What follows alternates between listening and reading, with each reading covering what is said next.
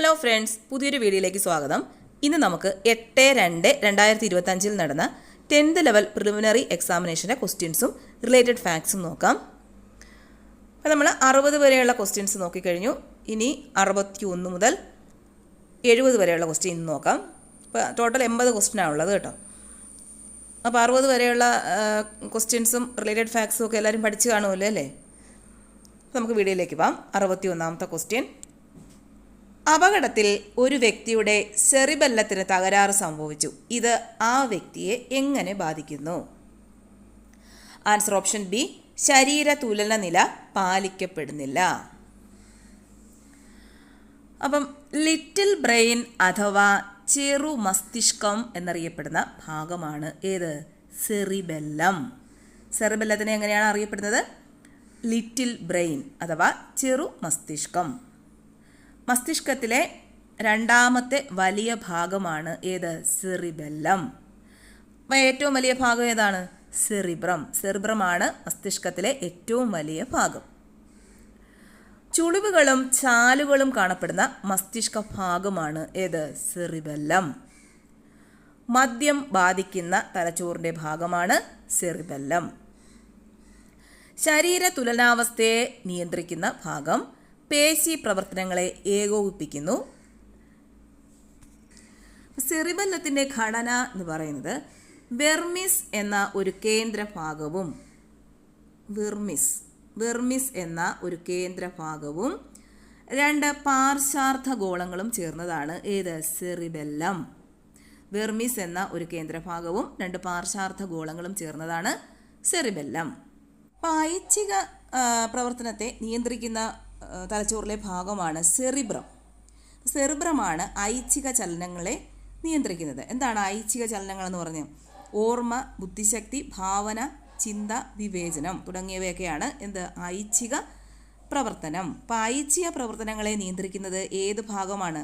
സെറിബ്രമാണ്. ഹൃദയസ്പന്ദനം നിയന്ത്രിക്കുന്നത് ഏതാണ്? മെഡുല ഒബ്ലാങ്കേറ്റയാണ്. അത് അനൈച്ഛിക പ്രവർത്തനങ്ങളാണ്. ഏതൊക്കെയാണ്? ഹൃദയസ്പന്ദനം, ശ്വസനം, ദഹനം തുടങ്ങിയവയൊക്കെ എന്താണ്? അനൈച്ഛിക പ്രവർത്തനങ്ങളാണ്. അതിനെ നിയന്ത്രിക്കുന്ന ഏതാ? Medulla oblongata. അപ്പോൾ അത് തിരിഞ്ഞു പോകരുത്. ഐച്ഛിക പ്രവർത്തനങ്ങളെ നിയന്ത്രിക്കുന്നത് സെറിബ്രമാണ്. അനൈച്ഛിക ചലനങ്ങളെ നിയന്ത്രിക്കുന്നത് മെഡുല ഒബ്ലാങ്കേറ്റയുമാണ്. അടുത്ത ക്വസ്റ്റ്യൻ 62. ശരിയായ ജോഡി കണ്ടെത്തുക. ആൻസർ ഓപ്ഷൻ എ, ജൈവ വൈവിധ്യം എന്ന പദം ആദ്യമായി ഉപയോഗിച്ചത് വാൾട്ടർ ജി റോസൻ. ജീവശാസ്ത്രത്തിൻ്റെ പിതാവ് ആരാണ്? അരിസ്റ്റോട്ടിലാണ്. ജീവശാസ്ത്രത്തിൻ്റെ പിതാവ് അരിസ്റ്റോട്ടിലാണ് ജീവശാസ്ത്രത്തിൻ്റെ പിതാവ്. സ്പീഷീസ് എന്ന പദം ആദ്യമായി ഉപയോഗിച്ചത് ആരാ? ജോൺ റേ ആണ് സ്പീഷീസ് എന്ന പദം ആദ്യമായി ഉപയോഗിച്ചത്. ജോൺ റേയും ജീവശാസ്ത്രത്തിൻ്റെ പിതാവ് അരിസ്റ്റോട്ടിലുമാണ്. വർഗീകരണ ശാസ്ത്രത്തിൻ്റെ പിതാവ് ആരാണ്? കാൾ ലിനേയസ് ആണ് വർഗീകരണ ശാസ്ത്രത്തിൻ്റെ പിതാവ്. കാൾ ലിനേയസ്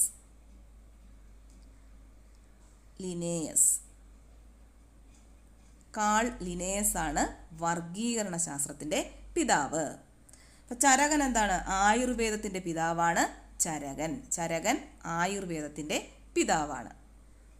അപ്പോൾ ഒന്നുകൂടെ പറയാം.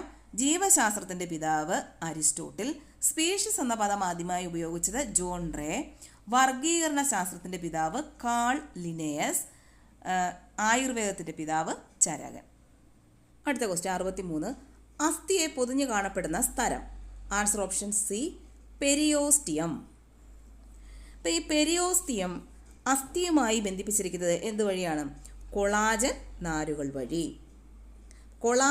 നാരുകൾ വഴിയാണ് പെരിയോസ്റ്റിയം അസ്ഥിയുമായി ബന്ധിപ്പിച്ചിരിക്കുന്നത്. അസ്ഥികളുടെ വളർച്ചയ്ക്കും വികാസത്തിനും സഹായിക്കുന്ന പെരിയോസ്റ്റിയത്തിൽ കാണപ്പെടുന്ന പ്രത്യേകതരം കോശങ്ങൾ അറിയപ്പെടുന്ന പേരാണ് ഓസ്റ്റിയോബ്ലാസ്റ്റുകൾ. ഇപ്പോൾ ഓസ്റ്റിയോബ്ലാസ്റ്റുകൾ എന്ന് പറഞ്ഞാൽ എന്താണ്? അസ്ഥികളുടെ വളർച്ചയ്ക്കും വികാസത്തിനും സഹായിക്കുന്ന പെരിയോസ്റ്റിയത്തിൽ കാണപ്പെടുന്ന പ്രത്യേകതരം കോശങ്ങൾ, അതാണ് ഓസ്റ്റിയോബ്ലാസ്റ്റുകൾ. പെരിയോസ്റ്റിയത്തിൻ്റെ വീക്കം അറിയപ്പെടുന്ന പേരാണ് പെരിയോസൈറ്റിസ്. പെരിയോസ്റ്റൈറ്റിസ് എന്ന് പറയുന്നത് എന്താണ്? പെരിയോസ്റ്റിയത്തിൻ്റെ വീക്കം അറിയപ്പെടുന്ന പേര് പെരിയോസ്റ്റൈറ്റിസ്. ഇനി മയലിൻ ഉറ എന്ന് പറഞ്ഞാൽ എന്താണ്? നാഡീകോശങ്ങളുടെ ആക്സോണുകൾക്ക് ചുറ്റിലുമായി കൊഴുപ്പ് കണികകളാൽ നിർമ്മിതമായ ആവരണമാണ് എന്ത്? മയലിൻ ഉറ. മയലിൻ ഉറ എന്താണ്? നാഡീകോശങ്ങളുടെ ആക്സോണുകൾക്ക് ചുറ്റിലുമായി കൊഴുപ്പ് കണികകളാൽ നിർമ്മിതമായ ആവരണം. പെരിക്കാർഡിയം എന്താണ്? ഹൃദയത്തെ പൊതിഞ്ഞു സൂക്ഷിക്കുന്ന ഇരട്ട സ്ഥലമാണ് എന്ത്? പെരിക്കാർഡിയം. അടുത്ത ക്വസ്റ്റ്യൻ 64. മനുഷ്യ ശരീരത്തിൻ്റെ കുടൽ ഭിത്തിയിൽ വെച്ച് ചില ബാക്ടീരിയകൾക്ക് ഈ ജീവകം നിർമ്മിക്കാനാകും. അതിനാൽ ഭക്ഷണത്തിലൂടെ ലഭിക്കേണ്ട ഈ ജീവകത്തിൻ്റെ അളവ് കുറഞ്ഞാലും അപര്യാപ്തത വരുന്നില്ല. ഇവിടെ പരാമർശിക്കുന്ന ജീവകം ഏതാണ്? ആൻസർ ഓപ്ഷൻ ഡി, ജീവകം കെ. അപ്പം ജീവകം കെ അറിയപ്പെടുന്ന പേരാണ് ഫില്ലോക്വിനോൺ. ഫില്ലോക്വിനോൺ എന്ന് വിളിക്കപ്പെടുന്ന ജീവകമാണ് ജീവകം കെ. കരളിൻ്റെ ശരിയായ പ്രവർത്തനങ്ങൾക്ക് ആവശ്യമായ ജീവകമാണ് ഏത്? ജീവകം കെ എന്ന് പറയുന്നത്. ജീവകം കെയിൽ അടങ്ങിയിരിക്കുന്ന രാസവസ്തുവാണ് പ്രോത്രോംബിൻ. അപ്പോൾ ഇത് എന്തിനാണ് ഇതിൻ്റെ ഉപയോഗം എന്ന് പറഞ്ഞാൽ രക്തം കട്ടപിടിക്കാൻ സഹായിക്കുന്ന വസ്തുവാണ് പ്രോത്രോംബിൻ എന്ന് പറയുന്നത്. അപ്പോൾ ജീവകം കെയുടെ അപര്യാപ്തത മൂലമുണ്ടാകുന്ന രോഗമാണ് ഹീമോഫീലിയ. ഹീമോഫീലിയ രോഗം ജീവകം കെയുടെ അപര്യാപ്തത മൂലം ഉണ്ടാകുന്നതാണ്. എന്താണ് ഹീമോഫീലിയ എന്ന് പറഞ്ഞാൽ? രക്തം കട്ട പിടിക്കാത്ത അവസ്ഥ, അതാണ് ഹീമോഫീലിയ. ഒരു മുറിവ് വന്നാൽ അതിലേക്കൂടെ രക്തം ഒഴുകിക്കൊണ്ടേയിരിക്കും, രക്തം കട്ട പിടിച്ച് മുറിവ് അടയത്തില്ല, അതാണ് ഹീമോഫീലിയ എന്ന രോഗം. ജീവകം കെ ഏതിലൊക്കെയാണ് അടങ്ങിയിരിക്കുന്നത്? മുട്ടയിലുണ്ട്, മാംസം, മത്സ്യം തുടങ്ങിയവയിലൊക്കെ ജീവകം കെ അടങ്ങിയിട്ടുണ്ട്. രക്തസ്രാവം തടയാനായി ജനിച്ച ഉടനെ കുഞ്ഞുങ്ങൾക്ക് നൽകുന്ന ജീവകമാണ് ജീവകം കെ. രക്തസ്രാവം തടയാനായി ജനിച്ച ഉടനെ കുഞ്ഞുങ്ങൾക്ക് നൽകുന്ന ജീവകമാണ് ജീവകം കെ. ഇനി വിറ്റാമിൻ എ അഥവാ ജീവകം എ അറിയപ്പെടുന്ന പേരെന്താണ്? റെറ്റിനോൾ. കണ്ണിനുള്ളിലെ പാളിക്ക് പറയുന്ന പേരാണ് എന്ത്? റെറ്റിന. അപ്പം കണ്ണിൻ്റെ ആരോഗ്യത്തിന് ഏറ്റവും ആവശ്യമായിട്ടുള്ള ഒരു ജീവകമാണ് വിറ്റാമിൻ എ എന്ന് പറയുന്നത്. ഇതിൻ്റെ അഭാവം മൂലം ഉണ്ടാകുന്ന രോഗമാണ് നിശാന്തത, സീറോഫ്താൽമിയ. നിശാന്തത, സീറോഫ്താൽമിയ അതൊക്കെ ഏതിൻ്റെ അഭാവം മൂലം ഉണ്ടാകുന്നതാണ്? വിറ്റാമിൻ എ അഥവാ ജീവകം എയുടെ കുറവ് മൂലം ഉണ്ടാകുന്നതാണ്. ഇനി വിറ്റാമിൻ ഡി, ജീവകം ഡി. അപ്പോൾ ജീവകം ഡിയുടെ പേരാണ് കാൽസിഫെറോൾ. അപ്പോൾ കാൽഷ്യം എന്നോർത്താൽ മതി. അസ്ഥികളുടെയൊക്കെ ബലത്തിന് വേണ്ടി ഉള്ള ആവശ്യമുള്ള ജീവകമാണ് ജീവകം ഡി. ഇപ്പം ഡി എന്ന് പറയുമ്പോൾ കാൽഷ്യം എന്ന് പറയുക കാൽസിഫെറോൾ. അപ്പോൾ ഇതിൻ്റെ അഭാവം മൂലം നമുക്ക് റിക്കറ്റ്സ് അഥവാ കണ എന്ന രോഗമുണ്ടാകുന്നു. റിക്കറ്റ്സ് അഥവാ കണ എന്ന രോഗം ഉണ്ടാകുന്നത് ഏത് വിറ്റാമിൻ്റെ കുറവ് മൂലമാണ്? ജീവകം ഡി. വിറ്റാമിൻ ഡിയുടെ കുറവ് മൂലമാണ് കണ അഥവാ റിക്കറ്റ്സ്. റിക്കറ്റ്സ് രണ്ടുപേരും പഠിച്ചു വെക്കുക. റിക്കറ്റ്സ്. ഇനി ജീവകം സി. ജീവകം സി അറിയപ്പെടുന്നത് അസ്കോർബിക് ആസിഡ്. അപ്പോൾ ഇത് പുളിയുള്ള പഴങ്ങൾ, തക്കാളി, പിന്നെ ഇലക്കറികൾ തുടങ്ങിയവയിലൊക്കെയാണ് ഇത് കാണപ്പെടുന്നത്. Vitamin C. വിറ്റാമിൻ സിയുടെ ജീവകം സിയുടെ അഭാവം മൂലം ഉണ്ടാകുന്ന രോഗമാണ് സ്കർവി. സ്കർവി. സ്കർവി എന്ന രോഗം ഉണ്ടാകുന്നത് ഏതിൻ്റെ അഭാവം മൂലമാണ്? വിറ്റാമിൻ സിയുടെ അഭാവം മൂലം. ഇനി കൊഴുപ്പിൽ ലയിക്കുന്ന വിറ്റാമിനുകൾ ഏതൊക്കെയാണ്? Vitamin A, D, E, K. Previous question ആണ് കേട്ടോ. Vitamin A, D, E, K തുടങ്ങിയവയാണ് കൊഴുപ്പിൽ ലയിക്കുന്നവ. എ, ഡി, ഇ, കെ ഇത് മൂന്നുമാണ് കൊഴുപ്പിൽ ലയിക്കുന്ന വിറ്റാമിനുകൾ. അപ്പം റെറ്റിനോൾ എന്ന് പറയുന്നത് vitamin A, calciferol vitamin D, ascorbic acid vitamin C. അടുത്ത ക്വസ്റ്റ്യൻ 65. തെങ്ങോലകളിലെ മഞ്ഞളിപ്പിന് കാരണം ഏത് മൂലകത്തിൻ്റെ കുറവാണ്? അപ്പോൾ ഇതെല്ലാം ആൻസറാണ്. Nitrogen, calcium, potassium, magnesium. അപ്പോൾ ഇതിൻ്റെ എല്ലാം അഭാവം കാരണം പിന്നെ തെങ്ങോലകളിൽ മഞ്ഞളിപ്പ് ഉണ്ടാകാറുണ്ട്. അപ്പോൾ ഇതിനകത്ത് ശരിക്കും ആൻസറില്ല, എല്ലാം ആൻസറായിട്ട് വരും. ഇനി മൂലകങ്ങളുടെ അഭാവത്തിലുണ്ടാകുന്ന സസ്യരോഗങ്ങൾ നോക്കാം. സസ്യങ്ങളിലെ ഇലകൾ മഞ്ഞ നിറമാകാൻ തുടങ്ങുകയും ഇലകളിൽ ചെറിയ ഉണങ്ങിയ ഭാഗങ്ങൾ രൂപപ്പെടുകയും ചെയ്യുന്നതിന് കാരണം ഏതിൻ്റെ കുറവാണ്? ഫോസ്ഫറസ്. ഫോസ്ഫറസിൻ്റെ കുറവ് മൂലമാണ് സസ്യങ്ങളിലെ ഇലകൾ മഞ്ഞ നിറമാകാൻ തുടങ്ങുകയും ഇലകളിൽ ചെറിയ ഉണങ്ങിയ ഭാഗങ്ങൾ രൂപപ്പെടുകയും ചെയ്യുന്നത്. പ്രായം കുറഞ്ഞ ഇലകൾ സുതാര്യമാകുന്നതിന് കാരണം ഏത് മൂലകത്തിൻ്റെ കുറവാണ്? ഇരുമ്പ്. ഇരുമ്പിൻ്റെ കുറവ് മൂലമാണ് പ്രായം കുറഞ്ഞ ഇലകൾ സുതാര്യമാകുന്നതിനുള്ള കാരണം. ഇലകളുടെ അരികുകൾ മഞ്ഞ നിറമാവുകയും തവിട്ട് നിറത്തിലുള്ള പാടുകൾ ഇലകളിൽ രൂപപ്പെടുകയും ചെയ്യുന്നത് പൊട്ടാസ്യത്തിൻ്റെ കുറവ് മൂലമാണ്. ഇപ്പോൾ ഇലകളുടെ അരികുകൾ മഞ്ഞ നിറമാവുകയും തവിട്ട് നിറത്തിലുള്ള പാടുകൾ ഇലകളിൽ രൂപപ്പെടുകയും ചെയ്യുന്നത് പൊട്ടാസ്യത്തിൻ്റെ കുറവ് മൂലമാണ്. അടുത്ത ക്വസ്റ്റ്യൻ 66. ജന്തുജന്യ രോഗമായ മഞ്ഞപ്പനി പരത്തുന്ന രോഗാണു ഏതാണ്? Answer option B virus. Aedes ഈജിപ്തി വിഭാഗത്തിൽപ്പെട്ട കൊതുകുകളാണ് മഞ്ഞപ്പനി പരത്തുന്നത്. ഈഡിസ് ഈജിപ്തി വിഭാഗത്തിൽപ്പെട്ട കൊതുകുകൾ. ഇനി ക്യൂലക്സ് കൊതുക് പരത്തുന്ന രോഗം ഏതാണ്? മന്ത്. ക്യൂലക്സ് കൊതുക് പരത്തുന്നത് മന്താണ്. അനോഫിലസ് പെൺകൊതുകുകൾ പരത്തുന്ന രോഗം മലമ്പനി. മലമ്പനി.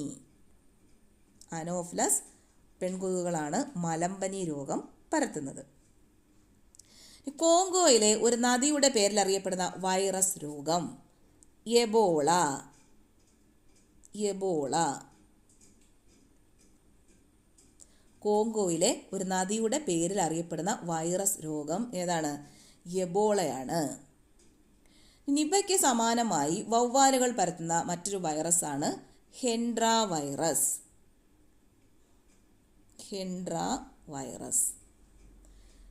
നിപയ്ക്ക് സമാനമായി വവ്വാലുകൾ പരത്തുന്ന മറ്റൊരു വൈറസാണ് Hendra virus. Guillain Barre syndrome. എന്താണ് ഗില്ലിൻ ബാരെ സിൻഡ്രം? ഗില്ലിൻ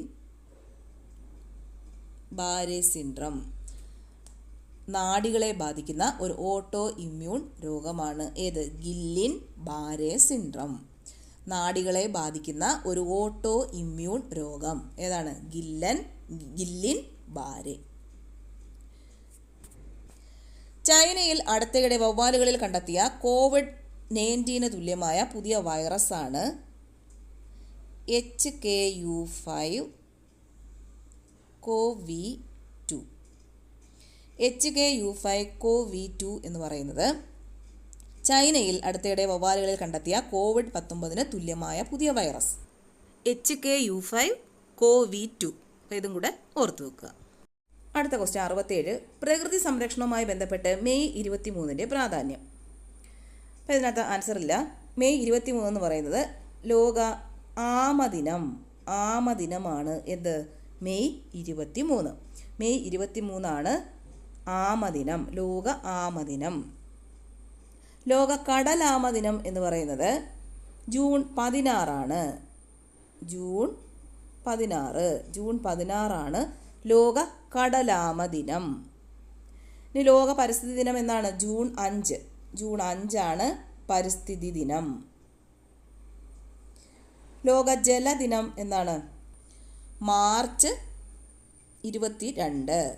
മാർച്ച് 22. ലോക ജലദിനം മാർച്ച് 22. ഇനി പ്രകൃതി സംരക്ഷണവുമായി ബന്ധപ്പെട്ട ചില പ്രധാന ദിനങ്ങൾ ഏതൊക്കെയാണെന്ന് നോക്കാം. മെയ് 22 ലോക ജൈവ വൈവിധ്യ ദിനമാണ്. മെയ് 22 ലോക ജൈവ വൈവിധ്യ ദിനം. ഏപ്രിൽ 18 ലോക പൈതൃക ദിനം. ലോക പൈതൃക ദിനമാണ് ഏപ്രിൽ 18. ലോക ദേശാടന പക്ഷി ദിനമാണ് മെയ് 10. ലോക ദേശാടന പക്ഷി ദിനം മെയ് 10. ജൂൺ 8 ലോക സമുദ്ര ദിനം. ജൂൺ 8 ലോക സമുദ്ര ദിനം. ജൂൺ 17 മരുഭൂമി മരുവൽക്കരണ പ്രതിരോധ ദിനം. മരുഭൂമി മരുവൽക്കരണ പ്രതിരോധ ദിനമാണ് ജൂൺ 17. ഡിസംബർ 23 ദേശീയ കർഷക ദിനം. ഡിസംബർ 23 എന്താണ്? ദേശീയ കർഷക ദിനം. അപ്പോൾ ഇത്രയും കൂടെ ഓർത്തു വെക്കുക. 68 കേരള സർക്കാരിൻ്റെ കീഴിലുള്ള സാമൂഹ്യ നീതി വകുപ്പ് BPL വിഭാഗത്തിൽപ്പെടുന്ന പ്രായമായ പ്രമേഹ രോഗികൾക്ക് സൗജന്യമായി ഗ്ലൂക്കോമീറ്റർ നൽകുന്ന പദ്ധതി ഏതാണ്? Answer option B Vayomadhuram. അപ്പം വയോമിത്രം പദ്ധതി എന്ന് പറഞ്ഞാൽ എന്താണ്? വയോമിത്രം വയോജനങ്ങളുടെ ശാരീരികവും മാനസികവും സാമൂഹികവുമായ പ്രശ്നങ്ങൾക്ക് പരിഹാരം കണ്ടെത്തുന്നതിനുള്ള സാമൂഹിക നീതി വകുപ്പിൻ്റെ പദ്ധതി. അതാണ് വയോമിത്രം. എന്താണ്? വയോജനങ്ങളുടെ ശാരീരികവും മാനസികവും സാമൂഹികവുമായ പ്രശ്നങ്ങൾക്ക് പരിഹാരം കണ്ടെത്തുന്നതിനുള്ള സാമൂഹിക നീതി വകുപ്പിൻ്റെ പദ്ധതിയാണ് വയോമിത്രം. അപ്പം മന്ദഹാസം എന്താണ്? വയോജനങ്ങൾക്ക് കൃത്രിമ ദന്തം നൽകുന്നതിനുള്ള സാമൂഹിക നീതി വകുപ്പിൻ്റെ പദ്ധതിയാണ് മന്ദഹാസം. മന്ദഹാസം എന്ന് പറയുമ്പോഴേ അറിയാം, ചിരിക്കുന്നതിൻ്റെ ആയിരിക്കും അല്ലേ. വയോജനങ്ങൾക്ക് കൃത്രിമ ദന്തം നൽകുന്നതിനുള്ള സാമൂഹിക നീതി വകുപ്പിൻ്റെ പദ്ധതി, അതാണ് മന്ദഹാസം. ഇനി അമൃതം ആരോഗ്യം. അമൃതം ആരോഗ്യം എന്ന് പറയുന്ന പദ്ധതി, അമൃതം ആരോഗ്യം. ജീവിതശൈലീ രോഗങ്ങൾക്ക് സൗജന്യ രോഗനിർണയവും ചികിത്സയും ഉറപ്പുവരുത്തുന്ന ആരോഗ്യ പദ്ധതി. ജീവിതശൈലീ രോഗങ്ങൾക്ക് സൗജന്യ രോഗനിർണയവും ചികിത്സയും ഉറപ്പുവരുത്തുന്ന ആരോഗ്യ പദ്ധതിയാണ് അമൃതം ആരോഗ്യം. ഇനി മധുമുക്തി. മധുമുക്തി എന്താണ്? മധുമുക്തി കുടുംബങ്ങളിൽ ലഹരി ഉപയോഗിക്കുന്നതിന് മൂലമുണ്ടാകുന്ന അസ്വാരസ്യങ്ങളും തകർച്ചകളും ഇല്ലായ്മ ചെയ്യുന്നതിനുള്ള പദ്ധതി, അതാണ് മധുമുക്തി. കുടുംബങ്ങളിൽ ലഹരി ഉപയോഗിക്കുന്നത് മൂലമുണ്ടാകുന്ന അസ്വാരസ്യങ്ങളും തകർച്ചകളും ഇല്ലായ്മ ചെയ്യുന്നതിനുള്ള പദ്ധതി മധുമുക്തി. അടുത്ത ക്വസ്റ്റ്യൻ നോക്കാം. 69. കേരള സംസ്ഥാന ജൈവ വൈവിധ്യ ബോർഡിന്റെ ആസ്ഥാനം. Answer option C, Thiruvananthapuram. അപ്പോൾ ഇത് സ്ഥാപിതമായത് എന്നാണ്? 2005-ലാണ്. 2005-ലാണ് ജൈവ വൈവിധ്യ ബോർഡ് സ്ഥാപിതമായത്. അപ്പോൾ ഇതെന്ന് പറയുന്നത് പരിസ്ഥിതി വകുപ്പിൻ്റെ കീഴിൽ വരുന്ന സംസ്ഥാന സർക്കാരിൻ്റെ ഒരു സ്വയംഭരണ സ്ഥാപനമാണ്. പരിസ്ഥിതി വകുപ്പിൻ്റെ കീഴിൽ വരുന്ന സംസ്ഥാന സർക്കാരിൻ്റെ ഒരു സ്വയംഭരണ സ്ഥാപനമാണ് ഏത്? ജൈവ വൈവിധ്യ ബോർഡ്. കേരള സംസ്ഥാന ജൈവ വൈവിധ്യ ബോർഡ്. സംസ്ഥാന ജൈവ വൈവിധ്യ ബോർഡ് പ്രവർത്തിക്കുന്നതിന് ആധാരമായ നിയമങ്ങൾ: കേന്ദ്ര ജൈവ വൈവിധ്യ നിയമം 2002, സംസ്ഥാന ജൈവ വൈവിധ്യ ചട്ടങ്ങൾ 2008. അപ്പോൾ ഏതൊക്കെ നിയമത്തിന് ആധാരമായിട്ടാണ് ഇത് പ്രവർത്തിക്കുന്നത്? കേന്ദ്ര ജൈവ വൈവിധ്യ നിയമം 2002, സംസ്ഥാന ജൈവ വൈവിധ്യ ചട്ടങ്ങൾ 2008. അപ്പോൾ ഇതിൻ്റെ പ്രവർത്തനങ്ങൾ എന്തൊക്കെയാണ്? കേരള സംസ്ഥാന ജൈവ വൈവിധ്യ ബോർഡിൻ്റെ പ്രവർത്തനങ്ങൾ എന്തൊക്കെയാണ്? ജൈവ വൈവിധ്യ പൈതൃകങ്ങൾ കണ്ടെത്തൽ, പുരസ്കാരങ്ങൾ പ്രഖ്യാപിക്കൽ, അപൂർവ ജീവജാലങ്ങളുടെ വിവരശേഖരണം, ജനകീയ ജൈവ വൈവിധ്യ രജിസ്റ്റർ തയ്യാറാക്കൽ, സംരക്ഷണ പദ്ധതികൾ ആവിഷ്കരിക്കൽ, ജൈവ വൈവിധ്യ ഫണ്ട് സ്വരൂപിക്കൽ, ജൈവ വൈവിധ്യ ഗവേഷണം പ്രോത്സാഹിപ്പിക്കൽ. അപ്പം എന്തൊക്കെയാണ്?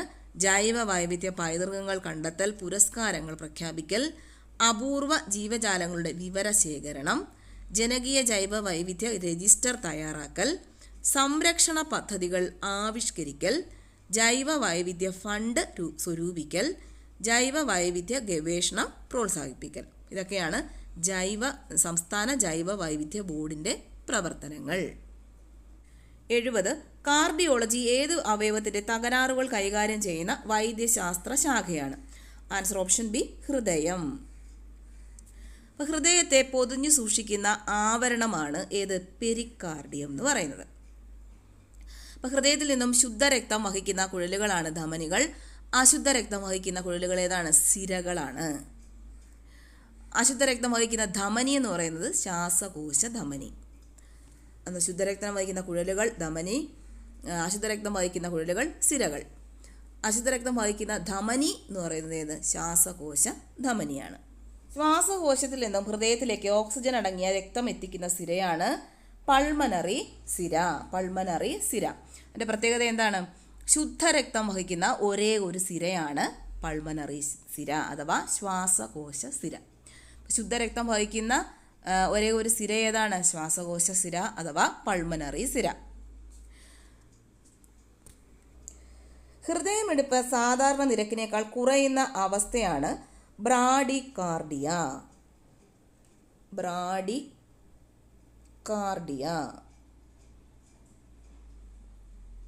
ഹൃദയ ഇടിപ്പ് നിരക്ക് സാധാരണ നിരക്കിനേക്കാൾ കുറയുന്ന അവസ്ഥയാണ് ബ്രാഡികാർഡിയ.